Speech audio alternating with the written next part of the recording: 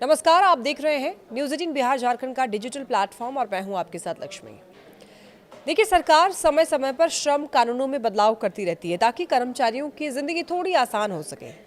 अब 2025 में भारत सरकार ने नए लेबर कोड्स लागू कर दिए हैं, जिनसे ग्रेजुएटी के नियमों में सालों बाद सबसे बड़ा बदलाव हुआ है। और इससे पहले 2018 में आखिरी बार बड़ा बदलाव हुआ था, जब टैक्स फ्री ग्रेजुएटी की सीमा 10 लाख से बढ़ाकर 20 लाख रुपए की गई थी।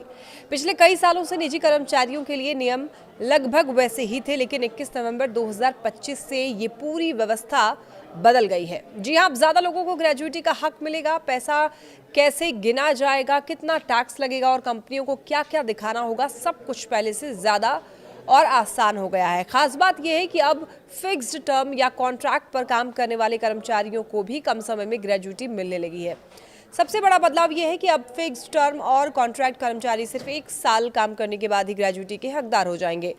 पहले देखिए, कम से कम 5 साल नौकरी करना जरूरी था और इसीलिए प्रोजेक्ट पर काम करने वाले लोग या फिर कॉन्ट्रैक्ट स्टाफ अक्सर ग्रेजुएटी से वंचित रह जाते थे। अब आईटी, मीडिया, मैन्युफैक्चरिंग, कंस्ट्रक्शन जैसे सेक्टरों में काम करने वाले लाखों लोगों को इसका सीधा सीधा फायदा मिलने वाला है। देखिए, दूसरा जो अहम बदलाव है वो वेज यानी कि वेतन की परिभाषा को लेकर है। पहले ग्रेजुएटी की गणना सिर्फ बेसिक सैलरी पर होती थी, जिससे रकम कम बनती थी। अब नए नियमों में वेतन का बड़ा हिस्सा वेज में गिना जाएगा और अलाउंस कुल वेतन के 50% से ज्यादा नहीं हो सकता है।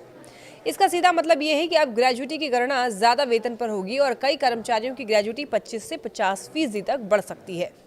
देखिए, तीसरा जो बड़ा बदलाव है वो टैक्स को लेकर के है। निजी क्षेत्र के कर्मचारियों के लिए टैक्स फ्री ग्रेजुएटी की सीमा अभी भी 20 लाख रुपए ही रहेगी, लेकिन केंद्र सरकार के कर्मचारियों के लिए ये सीमा 25 लाख रुपए तक कर दी गई है।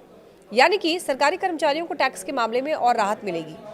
देखिए, चौथा जो अहम बदलाव है वो ये कि अब ग्रेजुएटी सिर्फ स्थायी कर्मचारियों तक सीमित नहीं रही है। Fixed term, contract, seasonal staff और प्रोजेक्ट आधारित कर्मचारियों को भी अब ग्रेजुएटी मिलेगी।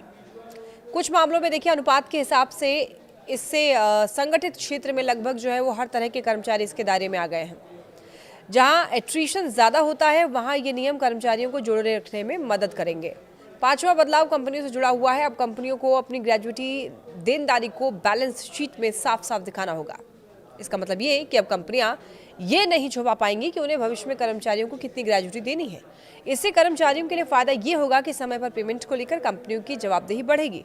हालांकि कुछ बातें पहले जैसे ही रहेंगी, जैसे कि ग्रेजुएटी का फॉर्मूला अब भी वही रहेगा, 15/26 इंटू आखिरी सैलरी इंटू काम के साथ। स्थायी कर्मचारियों के लिए 5 साल की शर्त भी बनी रहेगी, लेकिन फिक्स्ड टर्म वालों को इसे छूट मिलेगी। कुल मिलाकर के 2025 के ये जो बदलाव हैं वो कर्मचारियों के लिए काफी फायदेमंद है। अब ज्यादा लोग कवर होंगे, ग्रेजुएटी की राशि बढ़ेगी और टैक्स को लेकर के भी साफ नियम होंगे। तो ऐसे में हर कर्मचारी को अपने सीटीसी, कॉन्ट्रैक्ट टाइप और एचआर पॉलिसी पर जरूर ध्यान देना चाहिए, क्योंकि ये नियम जो है वो सीधे आपकी जेब और भविष्य की सुरक्षा से जुड़े हुए हैं।